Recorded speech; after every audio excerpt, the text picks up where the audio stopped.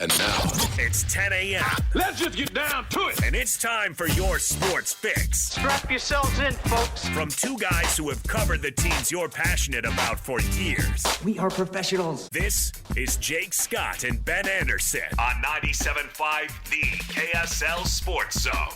Jake and Ben, 97.5, the KSL Sports Zone. Jake Scott, Ben Anderson. Happy Wednesday to everybody out there. How's it going, Ben? Doing well. How are you? Oh, I'm fine. You have a good morning? Very good, yeah. Our family was a little emotional this morning. I was telling Christian. Everybody was just a little bit on edge. Yeah. It's one of those. 'Tis the season. Because Christian asked me if my daughter, we brought up anyway, that my daughter picks out my clothes for me often. And I said, honey, do you want to pick out my clothes today? She goes, no. Oh. And we got, like she was mad about something else. But we're in that phase of childhood where you get the sharp emotional no. It's always fun. Is it? Yeah, my 10-year-old daughter now just doesn't respond when she gets mad. She grunts at me or growls at me or something. So that doesn't end, huh? I got one of those. And then won't talk. Okay, I don't know what's wrong or how to fix it, but all right. I've been growled at too many times. So my 8-year-old was also grumpy. Tell me if this is a natural reaction to that, because she gives me the grunts a lot too, and I was frustrated she wouldn't talk about why she was upset. And she wouldn't do it. And so I got frustrated with her being frustrated, right? And so I just put her to work. Yeah. There was a laundry basket that I basically tripped on my way out of the room that was full of laundry. And I was like, okay, you could take a few minutes, but guess what? You're doing laundry. And she did it, to her credit. Get back on track. Important. Through the tears, yeah, right. Putting hangers into her shirt. I did feel bad, but she did do it. Resilience. That's what you're looking for. She had one of those funny moments too. Are your kids good at looking for things? No, terrible. Like really bad. Really right? bad, yeah. So my 8-year-old is really. She comes home the other day, and her nonchalance about it really bothers me. She's like, "Oh, my water bottles. I didn't bring home my water bottle, and it somehow didn't make it to the room that she was having choir in, or there was this big long story, right?" Uh-huh. It's like in a Walla bottle. I mean, it's not made of solid gold, but it's not right. It's not a Dixie cup. You know what I mean? Yep. So I was pretty frustrated by the nonchalance about it. And then it's gone a couple of days, and she hasn't been able to find it at school, Ben. So she goes yesterday, she goes, well, my backpack's been kind of heavy, so let me check my backpack again. So I watch her look in her backpack, and she goes, well, it's not there. So this morning, my wife looks in her backpack, and guess where the Walla bottle is? Sure enough. So as soon as my wife said, I found the bottle in your backpack, she just melted down. Yeah, absolutely. I mean, just absolutely melted. Like an interesting reaction to, I think she was embarrassed, but it came out as like anger/sadness. Yeah, it's embarrassment. It's anger that you proved them wrong. Yeah, it's difficult. Things spiraled rapidly. Yeah. Rapidly. But guess what? We have the stupid Awala bottle. We found it, which apparently is all I care about in the first place. Oh, good. All right. Should be hydrated. She will be hydrated. Where do you want to start today, Ben? We can start college football. We can talk about the NBA. I know you're wild about your Knicks winning the NBA Cup and celebrating like they won the NBA Finals. I did think it was very successful, and if from an NBA perspective, I'm not sure how much better you could do than the New York Knicks going up against Victor Wembanyama in the first somewhat meaningful game of the season. And again, it doesn't change the outcome of the playoffs or who makes the playoffs or anything like that, but I do think people were watching the game. Maybe not everybody, but fans who wanted to watch it were treated to a good game, and it was exciting, and thought Jordan Clarkson played really well. He had a very classic Jordan Clarkson heater off the bench in the second half when they needed him, so that was fun. But no, among the cats in the wall that Adam Silver has failed with, this one is starting to emerge as a little bit of a success. I actually don't hate this cat. I really don't. I saw Charles Barkley clowning it the other day. I I don't hate this one. I've always kind of liked the idea of it. I like this about soccer, and I'm not even a huge soccer fan, but I've always thought the kind of in-season tournament that goes along with the season and that concept was pretty cool. When did RSL made the CONCACAF final? Yeah. I mean, that was pretty rad. The U.S. Cup or whatever it is kind of a side thing, and it's not all that important, and the good teams use it as a chance to rest their players, but it's still kind of interesting. This, I think, is kind of interesting. Now, I think the person that created the floor concept needs to be fired. Yeah, they need to do away with the floors. Just put, if you need a new floor, just put a snazzy picture of the trophy on the floor like they do the finals, and that will suffice. We don't need to drop acid and then play with the design system. I don't think that's Agreed. all that necessary. But I do like the concept. Here's what I don't like. The reaction. I heard a national pundit this morning saying, "What does this mean for the Knicks and their title chances?" Nothing. Yeah, nothing. Do you remember when GD Bus wanted to put up a banner because they won the in-season? Oh, there have been 2 banners put up at the Knicks this morning. They actually did it. The news and the Knicks that, actually did it. No, the Knicks are not going to do it. It's kind of the news in the NBA that they're not putting up the banner.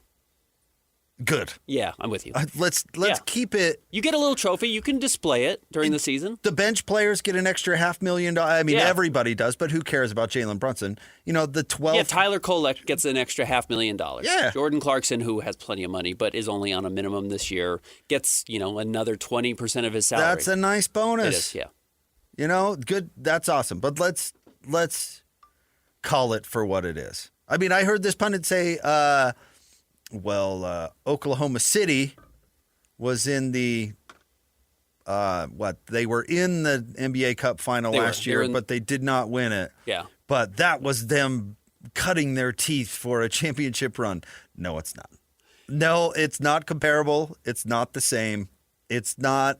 That is an overblown reaction. I agree. To something that does not exist. Because the Bucks won it last year and didn't go anywhere, and 2 years ago the Lakers won it, didn't go anywhere. With the note that the Indiana Pacers made it to the final 2 years ago and made it to the finals the next year, and then the Thunder, were runners-up last year and did win the championship. So is that causal, or is that... No. It's your point about home court advantage.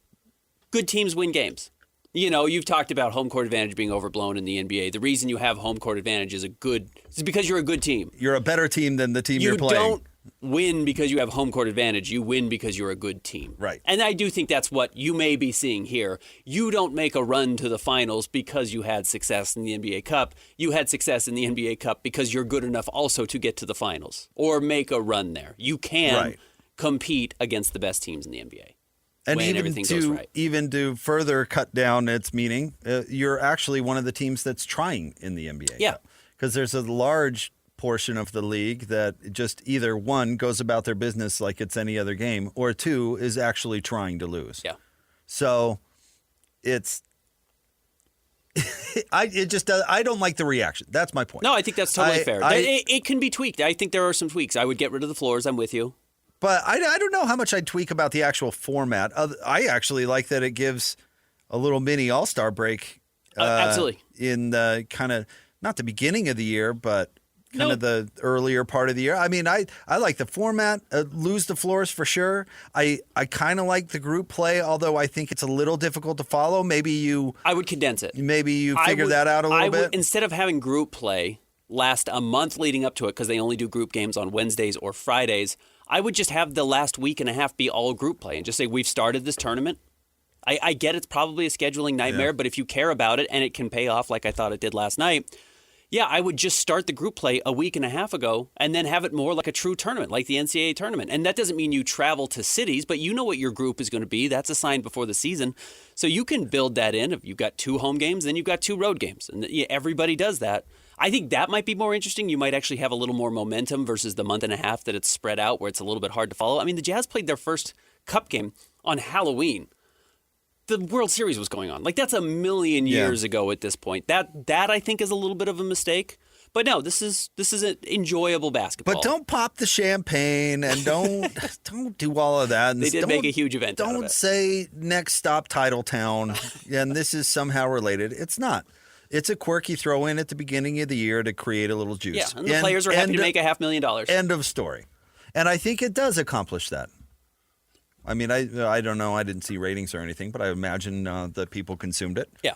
And it does make it a little more interesting. Goal accomplished. Yeah, it did. And that's it. It's not like the play-in scenario, which has fixed absolutely nothing. Right. And just made things more convoluted, and then teams accidentally make the playoffs, which it has fixed absolutely nothing. A real, I don't know what's the word or the phrase I'm looking for. It's like tying your shoe with one hand and untying it with the other is like the play-in tournament could conceivably work. Give more teams access to the playoffs. But then flattening out the lottery odds completely undid all that work. Because now everyone says, oh, we don't have to be the worst team in the NBA to win the lottery. We just have to be the 7th worst. So we don't actually have to we don't have to lose that hard. But we do want to be in the lottery because our odds of winning, if we're 6, 7, 8, are still pretty good as opposed to it just used to be the top 4 teams that ever really had a chance to do it. You're actually encouraging more teams to miss the playoffs because there's a reasonable chance you can win the lottery, as we have seen the Atlanta Hawks and now the Dallas Mavericks winning it with the 10th and 11th best odds, even though it says it's only a couple of percentage points, still a chance.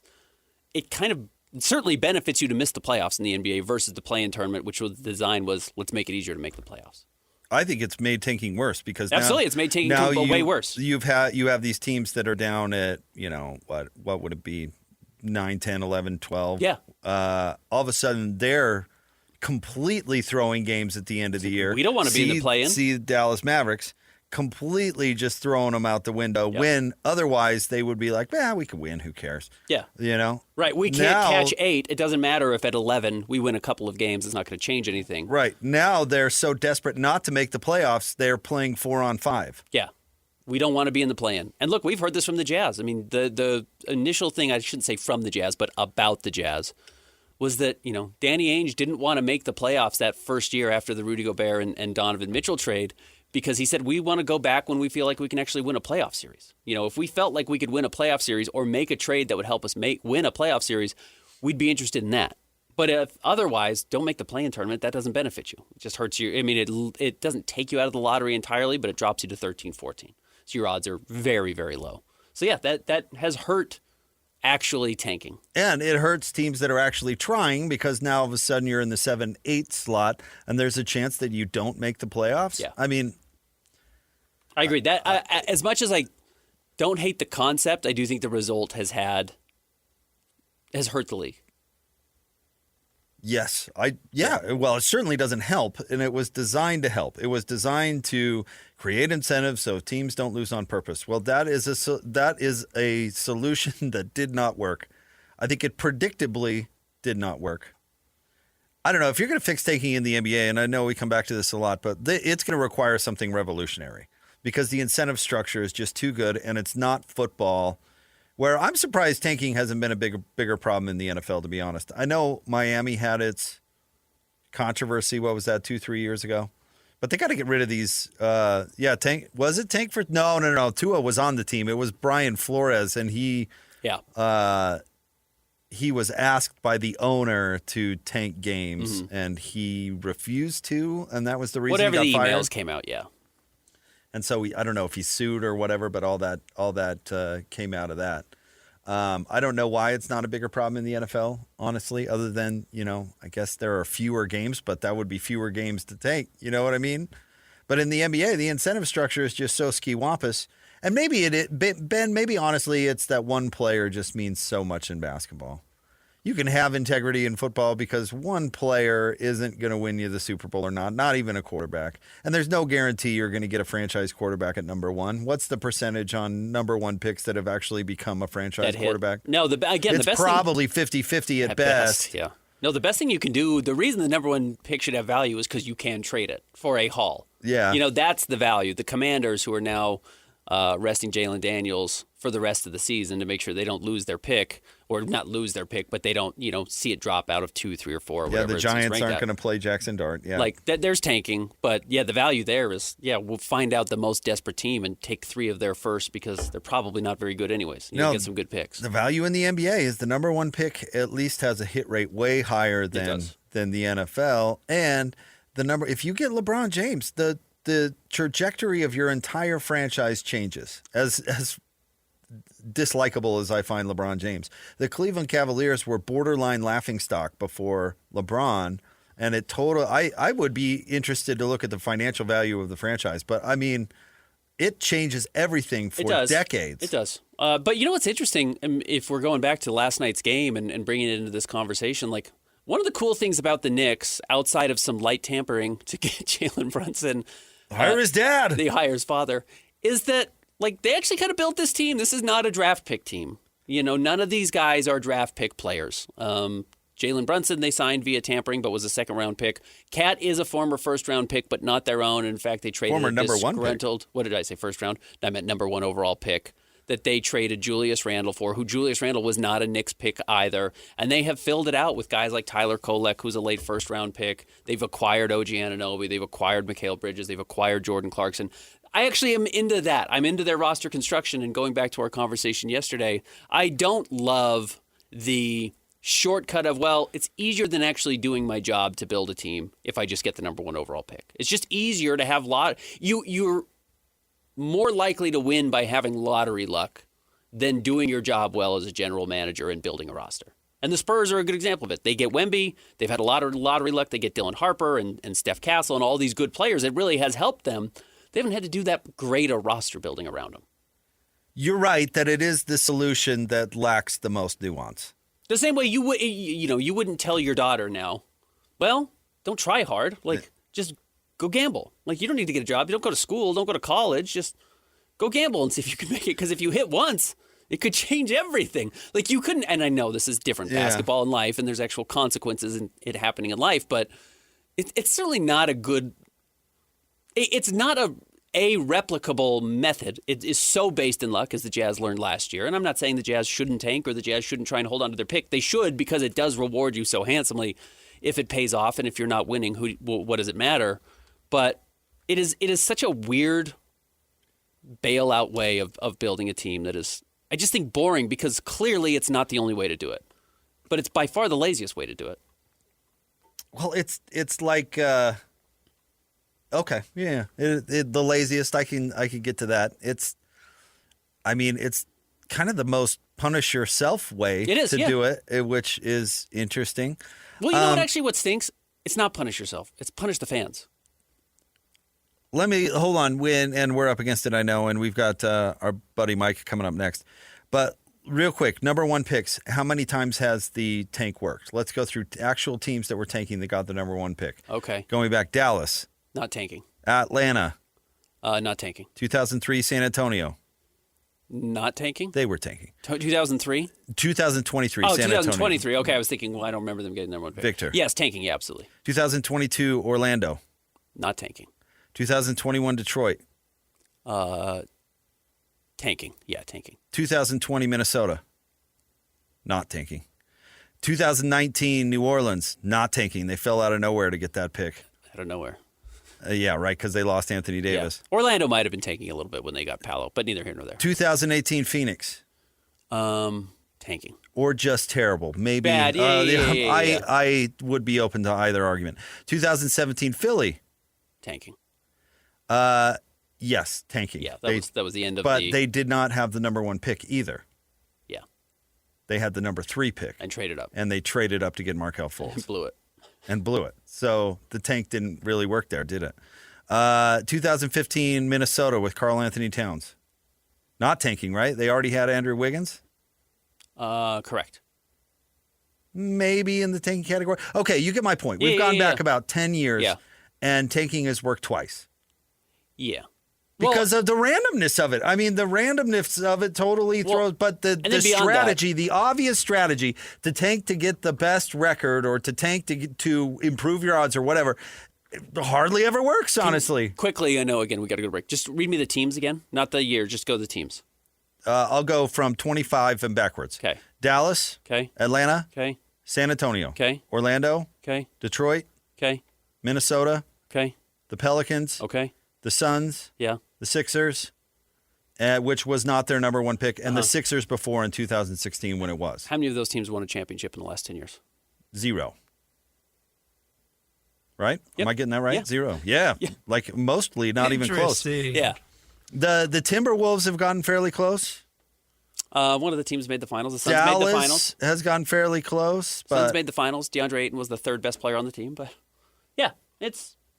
Dallas made the finals. It got Luka, and they traded him for a terrible trade. But no, Dallas didn't get that. Was with Cooper Flagg. That was this year. Yeah. So this was before they made the finals before they even got Cooper. So it is a strategy, and it is an obvious strategy, but it's not even that effective. No, it's not particularly effective, and it's not foolproof.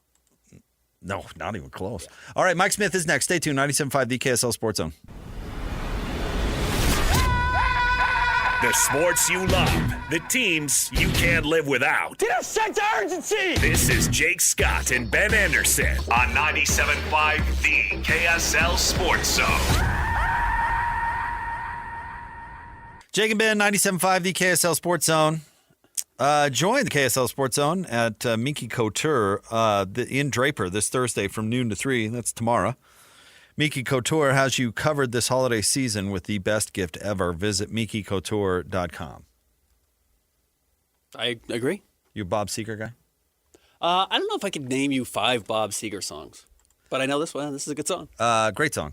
I mean, Night Moves might be the most perfect song ever written.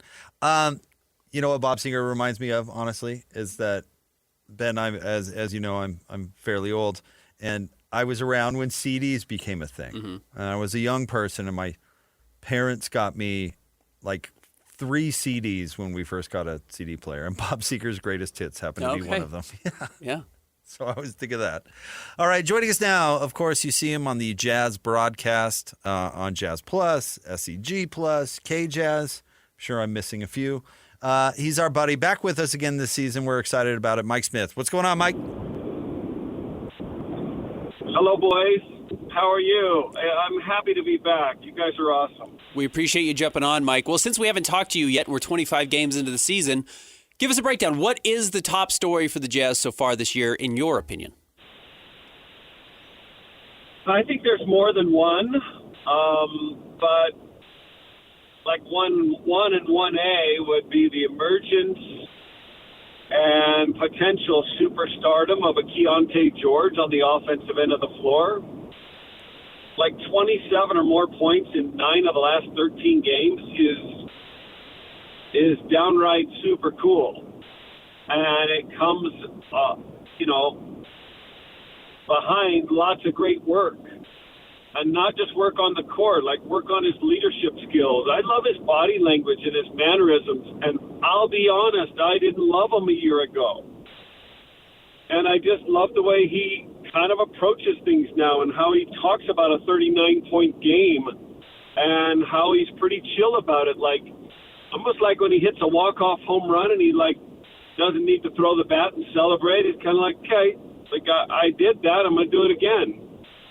So that's either 1 or 1A, and the all-star play of one Lowry Markkanen would be the secondary big story, I think, of this team. He's playing like a stud. He's playing better than he did 4 years ago. He's playing better than he ever has. And not that I had my doubts, but last year was a weird sample of who Lowry was. I think there was experimentation at the elbow and little isolation plays. And this kid is, at 28, so much better in movement. And Will Hardy and the staff recognize that. Like last year they tried some things, but where he's best is when he's guarded by another taller player and he's moving. And I'm talking getting out on the break. I'm talking, the rub action and the handoff action they do where he's on the perimeter and the backdoor cuts. And when he comes up high to set a screen and then he slips before he sets the screen and they give the ball to him in motion. He is fantastic. And the other night in their overtime win over Dallas, I thought he was just a beast on the glass. And hopefully it was an eye-opener to him that he can be more than a 7-rebound-a-game guy, because what he did on the defensive glass solidified that chance, or their chance, to win that game. All right, Mike. Ben yesterday told us the date, and I don't remember exactly, Ben, but it was in January, when the Jazz won their 10th game last year. January, like mid-January. 12th, 14th, something like that. Something along those lines. The Jazz currently have 10 wins, Mike. They are 10-15. So my question to you is, will the Jazz have their own first-round draft pick this offseason? Let's hope so. That's. I mean, it's not the designed or, goal that they have to keep it, right? Because supposedly they're playing to win. They've won 5 of the last 8, which is kind of cool. Cool for me. I get to cover them. You guys get to cover them. It's cool for the fans. Like, the place was electric the other night. But business-wise, you better darn right keep that pick. So I don't know. Ben, you'd know the details, and Jake, you'd know the details, right? Do they have to finish bottom 8 to keep it, or what are the parameters? Yeah, I mean, you have to after the lottery, you have to have one of the top 8 picks, and that means going into the lottery, you probably have to have one of the 6 worst records if you want to feel confident that you're going to hold on to it. And where the Jazz are right now, that would require a major slowdown in their current win rate. Like major slowdown, Mike. Major. Yeah. They do have some good teams coming in, right? Like, they got the Lakers coming up, and Orlando coming up, and Detroit. So they have some winning teams coming in, and maybe they don't get all those games, but they are good at home. And I love how hard they're playing. I don't know, guys. It's a hard one for me because I come from an era when, like, who wasn't a 12-year or 15-year NBA solid player is the fact that our veterans wanted to play every minute and left it out on the court every single night. So I'm talking Bird and McHale and Parrish, 3 Hall of Fame front court players who are my teammates when I show up as a 23-year-old, and they never wanted to come out of the game. And the coach didn't rule the roost, right? The coach made a couple $100,000, and they all made way more than that, and their opinion mattered more. I'm not coming out. I've never seen such things coming from the college ranks, but it really was back then, still is a players' league, but really was a superstar-driven league. Like, if you were that kind of caliber player and you wanted in, you played. And you kind of didn't have to obey all the rules. The beauty of that is that the NBA product then was so likable and watchable. It was so fun because you saw stars every night, and those stars left it on the court each and every time. Things have changed a little bit now. But anyway, I come from that kind of era and thinking, and I realize they let the chips fall where they may, and maybe there was tanking going on back then, maybe not. And I realize what's happened the last few years, but I'm kind of the mindset, let's just roll the dice and play and see what happens and build these young guys' character. I love the fact that Will Hardy trusted some of the young guys late in that game against Dallas. I not only think Markkanen's rebounding was critical, but Collier's pace of play and passing was critical and instrumental to that win. And that's take nothing away from Flip's great fourth quarter and Keyonte's overall fantastic game. But Lowry's defensive boards and Collier's pace really put pressure on Dallas that they couldn't answer. Mike, you said something earlier, and I think you're exactly right, and I'm trying to figure out why this is the case. But Keyonte George, you said, maybe potential budding superstar. And we can tell with some players when they're playing, they're ahead of their skis and it's not sustainable and they're just kind of on a heater. I don't feel that way about what Keyonte George is doing, despite the fact that over the last 2 seasons, this has not been the player he's been. So why over 25 games do we feel like this is not just sustainable, but maybe just the beginning of something that could be even better? Because I'm right there with you. I don't think this is a mirage. I think this is actually slight taste of what's to come and not just a weird thing to enjoy before it goes away. I think you're spot on. Like it passes the statistical test, but to me it's passing the eye test. And I know in his first couple of years, like he had his flaws, right? But he's also being asked to run a show and run an NBA team and play point guard when that wasn't his, preferred or first position growing up. Not through high school, not through college, maybe a little bit of his year at Baylor, but all of a sudden handed the keys to the kingdom and said, okay, go run this. And Will Hardy was tough on him. He's like, okay, you got to be this, and you got to be better at this, and you got to be better at this. I feel like the two things where he could improve, right, is handling pressure, defensive pressure with his ball handling. And that's a Keyonte controlled thing, right? There's nothing keeping him from becoming an even better ball handler than he is. So, that's not a physical limitation thing. That's a time thing. That's a commitment thing. And to the level and to the degree that he becomes an expert, even greater than he is now, left-handed finisher or left-handed floater shooter or left-hand dribbler, that he can go left as well as he can go right. And I'm not saying those are flaws and he can't do those things, but I'm just saying those are things he can continue to perfect and progress. Then it's lights out. The sky is the limit. And the other thing that was holding him back early, and you can go back and look at some of our pregame shows with the Lemma, I would say the only area where he is not excelling is his three-point shooting. And for the first month and a half of the season, he's shooting 28%. But they were good shots. And so I kept saying on the pregame show, just wait till the three ball starts falling. Now, that was a little bit of faith on my part, right? Because career-wise, he's 33% through 2 years. So take away what he's done lately and take away his numbers this year, which are up, right? I think he's at 38 or 39 maybe for the season now.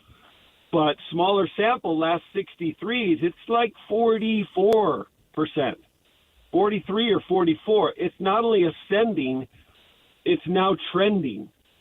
It's in a space over the last 6 weeks where I'm like, okay, that's probably more like who he's going to be.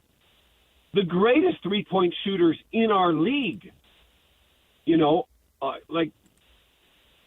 don't get me started because I love the statistics of shooting, right? The greatest shooters in our league of all time, quality and quantity, three-point, are like Steph Curry, Klay Thompson, Kyle Korver, I put in there because all three of those guys, 2,000 or more threes at a rate of 42% or higher.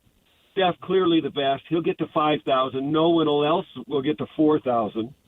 You got Harden at 3,000 makes, but it's a low percentage. You got a handful of guys who will get to 3,000, like Dame, Clay, and guys who got off to a good start, like Jason Tatum and Donovan Mitchell.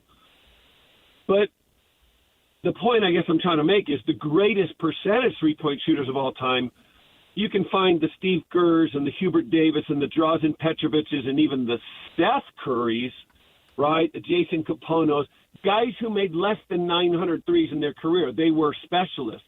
They were not all-around scorers and players, and they didn't make a ton, but they shot it at a very high clip because they were open and unguarded. Well, you look at the best, and the best are the guys who have volume and accuracy, so Steph being the model. Career-wise, he's 42.4. And Keyonte over the last 6-7 weeks is at 43. If that is sustainable, or even if it drops to 40%, and that becomes the new norm for him, Ben, the kid could be fantastic because he's got so much more than most shooters. Even the shooters I mentioned, he's got more game than Klay Thompson. He's got more game than Kyle Korver. Steph's in a class by himself because he's got game and he's got the unbelievable shooting and range. But that's pretty cool to me. And he's 22. So I hope I'm right. I'd like to think I'm right. And Jake and Ben, I miss on guard sometimes because I was not a guard. I was a big. I'm often right on bigs, but I miss on guards. But I like what I'm seeing from him. On behalf of Virginia Tech great Del Curry, I'm pretty offended that you didn't mention his name when you were listing off those shooters. But that's why I'll leave that right there, Mike, because we're glad you're on the show. We're happy you're back with us. What? How could you not mention Del Curry? He's a rival color analyst. He doesn't want to talk about him. How could he not? Del was sixth man of the year.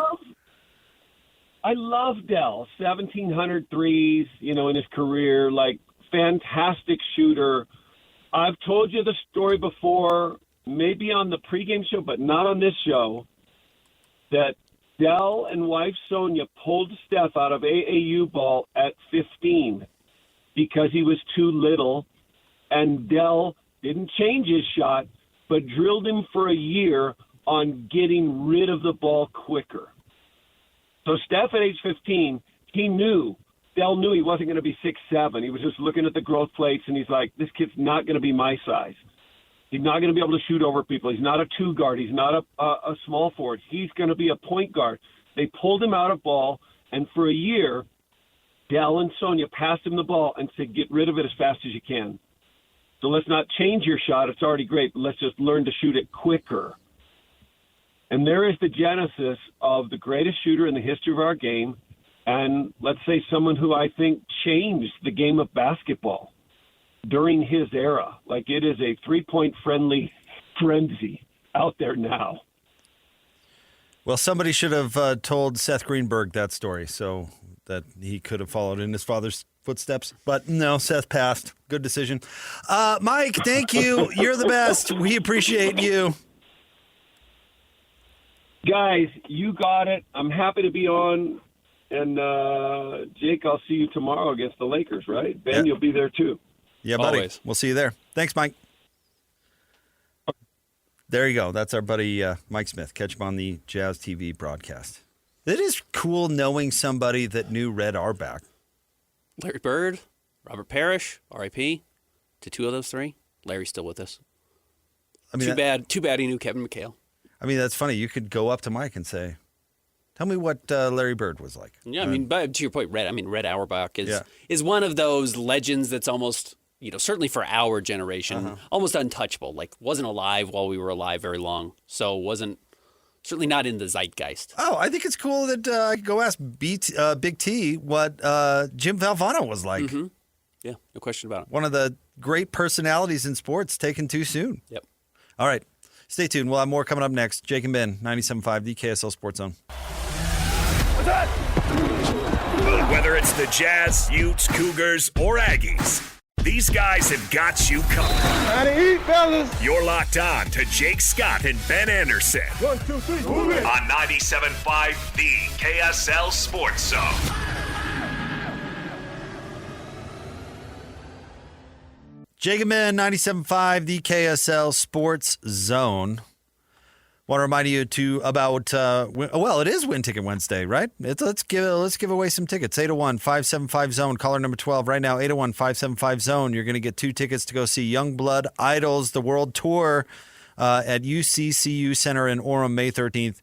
801-575-ZONE, caller number 12 right now. 801-575-ZONE. Also, you can nominate the youth sports volunteer for the Hercules Hero of the Week. Submit your nomination at kslsports.com/contests. Listen every Thursday to JJ and Alex for the winner. Help us celebrate the efforts of those volunteers making an impact with the Hercules Hero of the Week, sponsored by Hercules First Federal Credit Union and Beehive Meals. Big thanks to Mike Smith for jumping on. You asked him a question about Keyonte and why he used the word, budding stardom. Mm-hmm. And I thought he had a pretty good explanation about his, the current clip he's shooting at. I don't know if 40% on the reg is realistic. And that's what Mike was talking about. 40% is a very high number. But again, let me I did this on my podcast the other day. We plugged my podcast for you. But let me look at numbers of 2 players in their third years right now. And again, Keontae's only 25 games in. It's not like he's through a full season, so we don't know if this is fully sustainable. I kind of get the sense that it is, but here's Keyonte George's numbers. 23.5 points, 6.8 assists, 4 rebounds, 45% from the floor, 35% from 3. So 23, 7, and 4 on 45% shooting, 35% from three. Here's the other player in their third year. 24 points, half a point more. 4.3 assists, about 3 assists less. 4.4 rebounds, half rebound more. 45% from the floor, identical. 36% from three, 1 percentage point better. Both third years in the league. Donovan? You will know the differences when I say Keyonte's taking 15 shots a game and the other guy was taking 19 and a half. Because, yeah, it's Donovan Mitchell. Is it Donovan? Yeah. It's Donovan's third year in the NBA. Uh-huh. And Donovan came in after 2 years of college. Keyonte came in after 1 year. I mean, their numbers are almost identical in their third season. The difference is the Jazz were competing for 50 wins, 45 wins, whatever it was. Now, Donovan Mitchell was playing next to a Hall of Fame center and had Mike Conley. I believe at that point they had made that jump.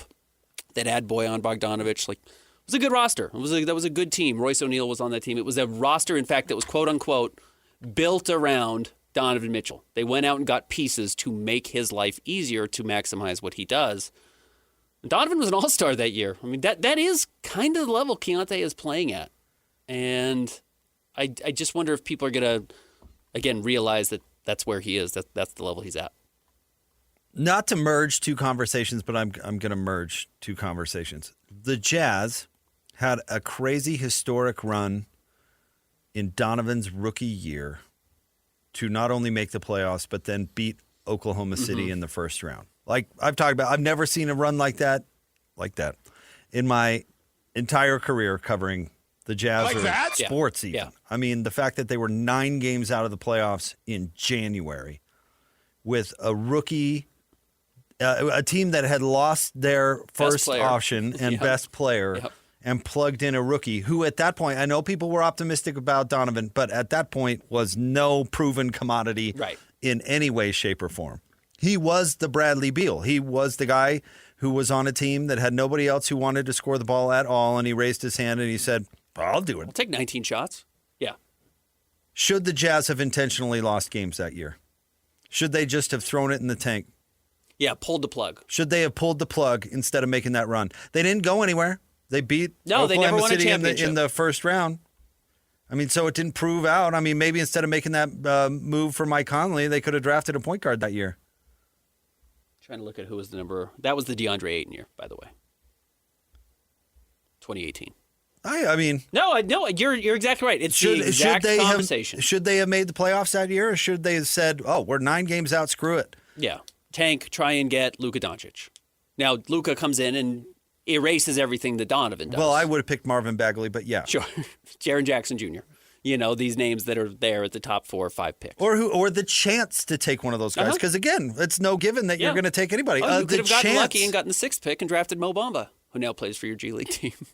And I know you're a big Trae Young guy. You could have had him that year. Shea went number 11. Yeah, then that would have been great. And also went number 11, didn't go number 2 over. One of, in my opinion, the better moments or periods of Jazz history, honestly. I mean, it was thrilling.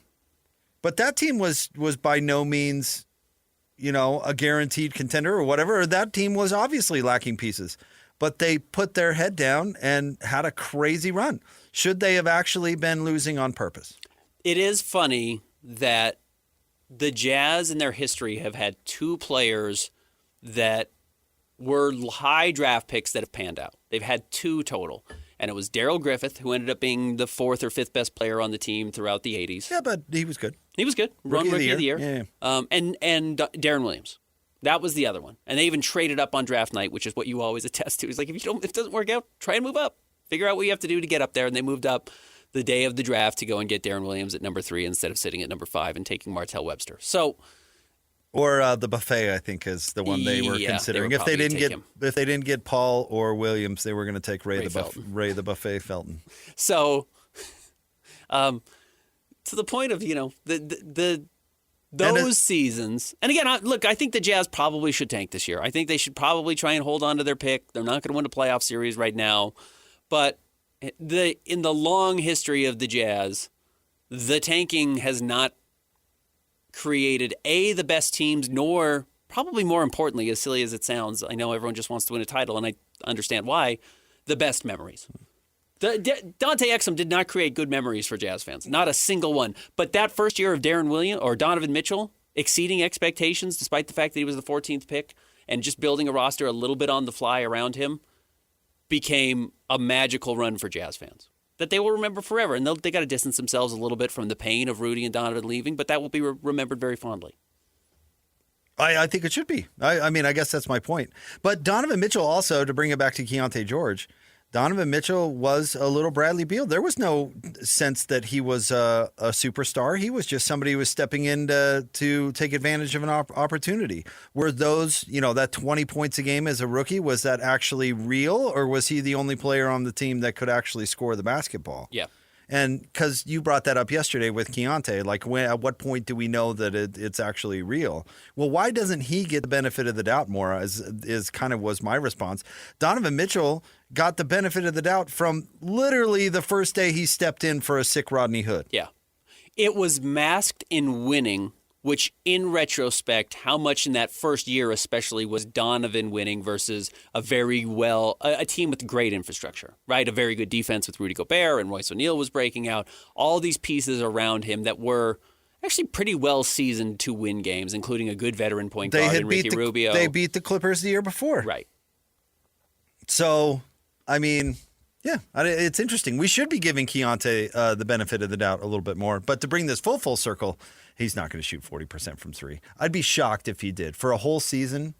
Not this year. I know that's not what he was talking about, but along those lines, how many times do you think Donovan Mitchell shot above 40% from three? But he's a volume guy. To your point, I don't know if Keyonte has to be that. He's only taking 15 points a game or shots a game. How many times has Donovan broken 40? Zero. Never. Yeah. 38 is his high. Yeah. Keyonte, that's three percentage points away that's from Keyonte realistic. Right now. It is. Yeah, 100%. Yeah. Gordon Hayward, when he left Utah, was right around 39. Yeah. Maybe he can get there. I don't know. 40 just feels like that's a big ask. By the way, there's a real question of, are you overextending Donovan Mitchell? Like, is this too much of Donovan? Probably is.